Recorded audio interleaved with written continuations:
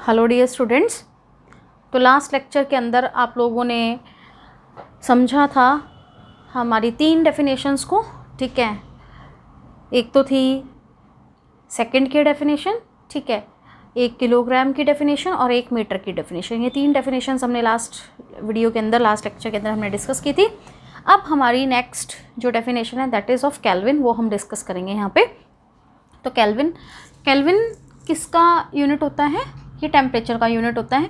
तो इसकी डेफिनेशन क्या है? The kelvin is taken as equal to the fraction 1/273.16 of the triple point of water, ठीक है। अब इसके अंदर एक टर्म आ रही है ट्रिपल पॉइंट ऑफ वाटर। पहले हम उस टर्म को समझ लेते हैं, फिर हम इस डेफिनेशन को समझेंगे, ठीक है। ट्रिपल पॉइंट ऑफ वाटर क्या होता है? ये कैसा टेम्परेचर होता है जिस पे वाटर तीनों स्टेट्स के अंदर एग्जिस्ट करता है एक साथ। अब आपको पता है 3 स्टेट्स होती हैं मैटर की, कौन कौन सी? सॉलिड, लिक्विड और गैस, ठीक है।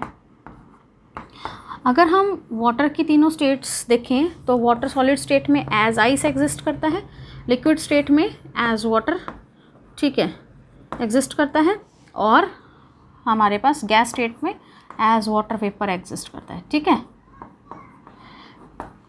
तो एक ऐसा टेम्परेचर जिस पे वाटर तीनों स्टेट्स के अंदर एग्जिस्ट करे एक साथ, उस टेम्परेचर को हम ट्रिपल पॉइंट ऑफ वाटर कहते हैं। अब आप कहोगे कि ऐसा तो होता ही नहीं है, तो ऐसा होता है, ठीक है। जो हमारा 0 डिग्री सेल्सियस टेम्परेचर है, जिसको हम वाटर का फ्रीजिंग पॉइंट कहते हैं या आइस का मेल्टिंग पॉइंट कहते हैं, उस टेम्परेचर पे क्या होता है, तीनों स्टेट्स एक साथ एग्जिस्ट करती है। अगर आपने कभी क्या हुआ, फ्रिज को खोल के देखा हो, ठीक है, फ्रीज़र को जहाँ बर्फ़ जमती है, तो वहाँ पे जो टेम्परेचर होता है वो 0 डिग्री सेल्सियस होता था। अगर आप कभी खोलते हो उसमें, तो उसमें से एकदम से धुएँ से निकलते दिखते हैं ना आपको, तो वो वाटर वेपर्स होते हैं एक्चुअली में, ठीक है। और सिमिलरली वाटर भी होता है और आइस भी होती है वहाँ पे। तो तीनों स्टेट्स एक साथ एग्जिस्ट करती हैं। तो 0 डिग्री सेल्सियस, या जिसको हम केल्विन के अंदर अगर लिखें, तो आपको पता है ना सेल्सियस को केल्विन में कैसे कन्वर्ट करते हैं, 9th क्लास में पढ़ा हुआ है। 273 ऐड करते हैं, तो 0 डिग्री के अंदर अगर हम 273 ऐड करते हैं तो 273 केल्विन, यानी कि 0 डिग्री सेल्सियस या 273 केल्विन जो है वो ट्रिपल पॉइंट ऑफ वाटर होता है। एग्जैक्ट वैल्यू अगर हम देखें तो कितनी होती है? 273.16 केल्विन होती है, ठीक है। ये एक्चुअल होती है, हम जिसको 273 कह देते हैं, एक्चुअली में 273.16 होती है। तो 273.16 जो है that is triple point of water, ठीक है। तो डेफिनेशन क्या कह रही है कि 1 केल्विन क्या है? 1 केल्विन जो है वो fraction 1/273.16 of triple point of water है। मतलब कि ट्रिपल पॉइंट ऑफ वाटर का 1/273.16 of triple point of water, ये डेफिनेशन कह रही है, ठीक है। तो ऑफ का मतलब क्या होता है? मैथ्स के अंदर हम बॉड मास पढ़ते हैं ना, तो उसके अंदर आता है ना, है ना, ऑफ। ओ का मतलब होता है मल्टीप्लाई, ठीक है। तो इसको हम ऐसे लिख सकते हैं 1/273.16 of triple point of water, ठीक है, इनटू में ट्रिपल पॉइंट ऑफ वाटर। तो ट्रिपल पॉइंट ऑफ वाटर है क्या चीज़? कितना है अभी बताया मैंने आपको, कितना होता है? 273.16 केल्विन। तो 1/273.16 इंटू में 273.16 केल्विन, तो अगर काटेंगे तो क्या आ जाएगा? 1 केल्विन। तो समझे 1 केल्विन कहाँ से आया? 1 केल्विन क्या है? ट्रिपल पॉइंट ऑफ वाटर जो है उसका फ्रैक्शन 1/273.16, यानी कि मल्टीप्लाई कर देंगे हम उसको, तो वहाँ से आ जाएगा हमारे पास 1 केल्विन, ठीक है। तो ये तो थी हमारे पास केल्विन की डेफिनेशन। अब चलते हैं हम हमारी नेक्स्ट डेफिनेशन के ऊपर। हाँ जी स्टूडेंट्स, तो नेक्स्ट डेफिनेशन जो हम डिस्कस कर रहे हैं दैट इज़ ऑफ एम्पियर, ठीक है। तो एम्पियर जो है वो करंट का यूनिट होता है, ठीक है। तो क्या डेफिनेशन है इसकी? The ampere is that constant current if maintained in 2 straight parallel conductors of infinite length of negligible cross section and placed 1 meter apart in vacuum would produce between these conductors a force equal to 2 × 10⁻⁷ Newton per meter of length। इसका मतलब क्या है, इसको मैं समझाती हूँ आपको, ठीक है। मान लीजिए कि हमारे पास 2 कंडक्टर्स हैं, ठीक है। कंडक्टर्स कौन? जो करंट को कंडक्ट करते हैं, ठीक है, सुचालक, विद्युत के सुचालक, ठीक है। ये 2 कंडक्टर्स हैं, स्ट्रेट कंडक्टर्स हैं, बिल्कुल सीधे, ठीक है, और पैरेलल हैं एक दूसरे के, ठीक। और ये दोनों जो कंडक्टर्स हैं इनकी लेंथ इनफाइनाइट है, मतलब बहुत लंबे हैं, ये बहुत लंबी, बहुत ज़्यादा लेंथ है इनकी, ठीक है। और इनका जो एरिया है, ठीक है, वो कैसा है? नेग्लिजिबल है, ना के बराबर है, ठीक है, मतलब बहुत ही पतले हैं ये कंडक्टर्स, ठीक है। क्रॉस सेक्शन बहुत ही पतला है, ठीक है। जैसे ये चौक है तो इसका कुछ ना कुछ क्रॉस सेक्शन, तो हम कहते हैं कि एरिया ऑफ क्रॉस सेक्शन है इसका कुछ। तो नेग्लिजिबल का मतलब बहुत ही बारीक, ठीक है, कंडक्टर्स हैं ये। और ये कंडक्टर्स किस में रखे हुए हैं? वैक्यूम के अंदर रखे हुए हैं, सपोज करें, ठीक है। वैक्यूम मतलब निर्वात, जहाँ कुछ भी नहीं होता, ठीक है। और इन दोनों कंडक्टर्स के बीच में जो डिस्टेंस है वो 1 मीटर है, ठीक। तो कंडीशंस आपको पता चल गई एक बार। दो कंडक्टर्स हैं, स्ट्रेट हैं, पैरेलल हैं एक दूसरे के, ठीक है। इनफाइनाइट लेंथ है उनकी, area of cross section negligible है, और वैक्यूम में रखे हुए हैं और एक दूसरे से 1 मीटर की दूरी पर हैं, ठीक है। अगर हम इन कंडक्टर्स में से करंट को पास करें, ठीक, जब भी किसी कंडक्टर में से करंट को पास करते हैं हम, तो क्या होता है? एक फोर्स प्रोड्यूस होता है, ठीक है। ये फिज़िक्स का एक कंसेप्ट है, ठीक है। जब भी हम किसी कंडक्टर में से करंट को पास करते हैं तो उसमें कंडक्टर में एक फ़ोर्स प्रोड्यूस होता है। अगर हम इस सेटअप में जो हमारे कंडक्टर्स हैं, इनमें से करंट हम पास करें और उस करंट के पास होने से कितना फोर्स प्रोड्यूस हो? 2 × 10⁻⁷ न्यूटन फोर्स प्रोड्यूस हो पर मीटर ऑफ लेंथ। क्योंकि मैंने बताया अभी आपको बहुत लंबे हैं, बहुत ज़्यादा लेंथ है इनकी, ठीक है। तो पर मीटर ऑफ लेंथ, ठीक है। हर मीटर ऑफ लेंथ पे अगर इतना फोर्स प्रोड्यूस हो रहा है, ठीक है, 2 × 10⁻⁷, तो जो करंट हमने दिया वो करंट कितना होगा? 1 एम्पियर होगा। क्लियर है? ठीक है। यानी कि इसको हम दूसरी लैंग्वेज में अगर हम लें तो क्या कहेंगे कि अगर हम 1 एम्पियर करंट पास करें, किस में से? दो पैरेलल स्ट्रेट लाइन कंडक्टर्स में से, जो कि एक दूसरे से 1 मीटर की दूरी पर रखे हुए हैं, जिनकी लेंथ इनफाइनाइट है, जिनका area of cross section negligible है, और जो कि ये सेटअप पूरा वैक्यूम के अंदर रखा हुआ है। तो अगर 1 एम्पियर करंट देते हैं हम इसको, तो कितना फोर्स प्रोड्यूस हो रहा है? 2 × 10⁻⁷ न्यूटन फोर्स प्रोड्यूस हो रहा है पर मीटर ऑफ लेंथ पे, ठीक है। यानी कि 1 मीटर पे 2 × 10⁻⁷, फिर अगले 1 मीटर पे 2 × 10⁻⁷। तो जितनी भी लेंथ है उसकी इनफाइनाइट लेंथ है, तो कितना फोर्स प्रोड्यूस हो रहा है? हर 1 मीटर पे 2 × 10⁻⁷।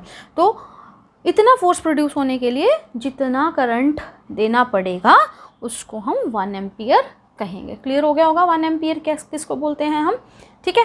तो चलिए डिस्कस करते हैं हम अपनी नेक्स्ट डेफिनेशन को। हाँ जी, तो नेक्स्ट डेफिनेशन है हमारी मोल की, ठीक है। मोल किसका यूनिट होता है? अमाउंट ऑफ द सब्सटेंस का यूनिट होता है, ठीक है। आपने 9th क्लास के अंदर भी मोल काफ़ी बार वर्ड यूज़ किया होगा, इसको सुना भी है, पढ़ा भी है, ठीक है। तो लेकिन हम इसको दोबारा यहाँ पर डिफाइन करते हैं। क्या होता है 1 mole? The 1 mole is the amount of the substance which contain as many as elementary entities as there are atoms in 0.012 kilogram of carbon 12। क्या मतलब है इसका? सबसे पहले हम कार्बन 12 की बात करते हैं। What is carbon 12?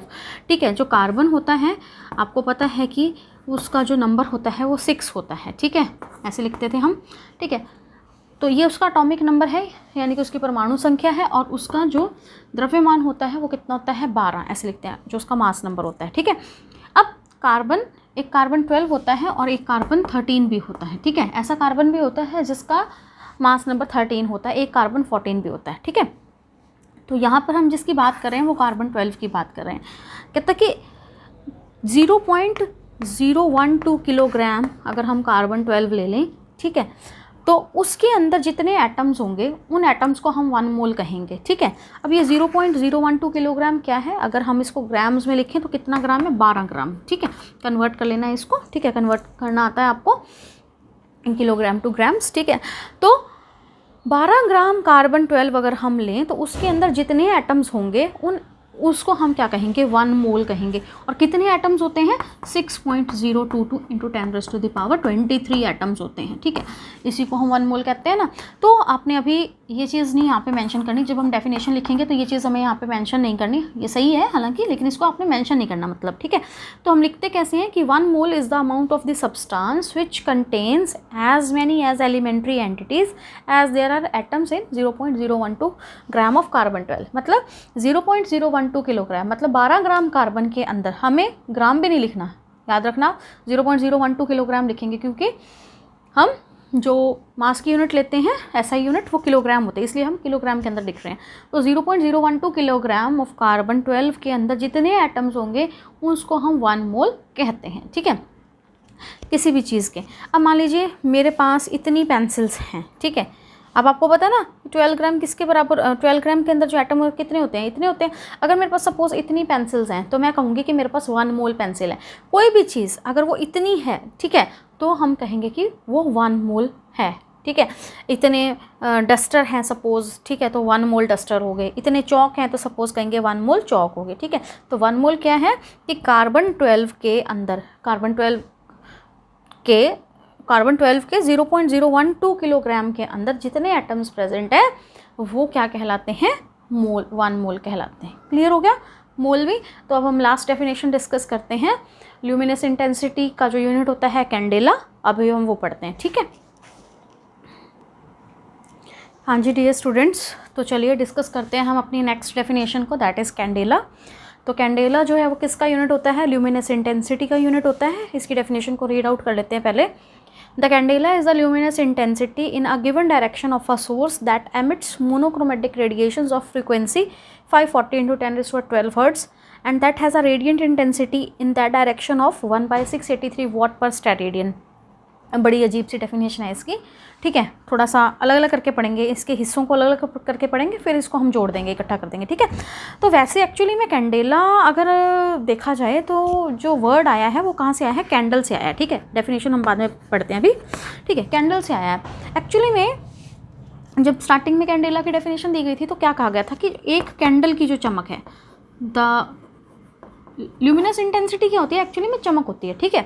तो एक कैंडल की जो चमक होती है, ठीक है, जब एक कैंडल जलाएगी, ठीक है, तो उसकी जो चमक होगी, उसकी जो रोशनी की जो चमक होगी, उसको हम क्या बोलते हैं, कैंडेला बोलते थे, ठीक है, एक कैंडेला। लेकिन क्योंकि जो मोमबत्ती है, ठीक है, जो कैंडल है वो छोटी भी हो सकती है, बड़ी भी हो सकती है। अगर छोटी होगी तो चमक थोड़ी कम होगी, बड़ी होगी तो चमक थोड़ी सी ज़्यादा होगी। इसलिए इस डेफिनेशन को, जो ये हम डेफिनेशन पहले देते थे कि candela is the luminous intensity of 1 candle, ठीक है, वो डेफिनेशन अब इग्नोर कर दी है, ठीक है, उसको अब नहीं लिखते हम, ठीक है।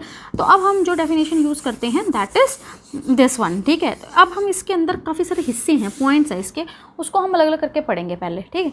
तो इसके अंदर क्या है, इसके अंदर एक वर्ड है मोनोक्रोमेटिक रेडिएशन। पहले हम इस वर्ड को पढ़ते हैं, मोनोक्रोमेटिक रेडिएशन, ठीक है। क्या होता है ये,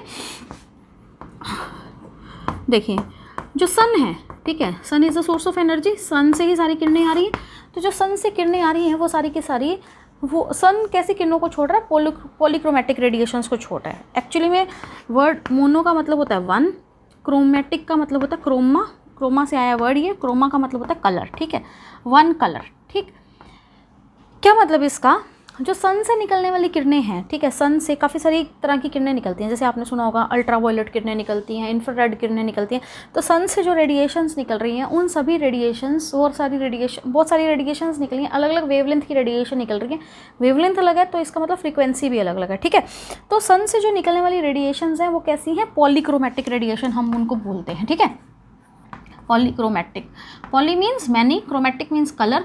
कलर अलग अलग कब होगा, जब फ्रीक्वेंसी अलग अलग होगी या वेवलेंथ अलग अलग होगी। फ्रीक्वेंसी न्यू से लिखते हैं और वेवलेंथ हम लैम्डा से लिखते हैं, और दोनों एक दूसरे के इन्वर्सली प्रोपोर्शनल होते हैं, मतलब एक दूसरे के विपरीत होते हैं। अगर फ्रीक्वेंसी बढ़ेगी तो लैम्डा घटेगा, यानी कि वेवलेंथ घटेगी, अगर वेवलेंथ बढ़ेगी तो फ्रीक्वेंसी घटेगी, ठीक है।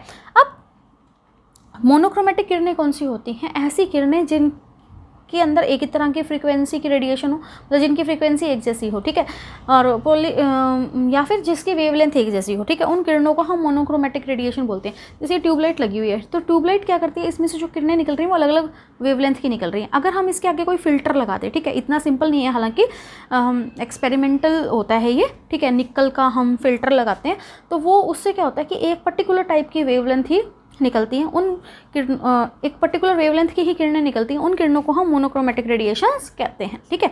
तो मोनोक्रोमेटिक रेडिएशन आपको वर्ड समझ में आ गया होगा, ठीक है। अब इसके अंदर एक वर्ड हो रहा है रेडिएंट इंटेंसिटी। रेडिएंट इंटेंसिटी का मतलब होता है चमक, ठीक है। एक मिनट,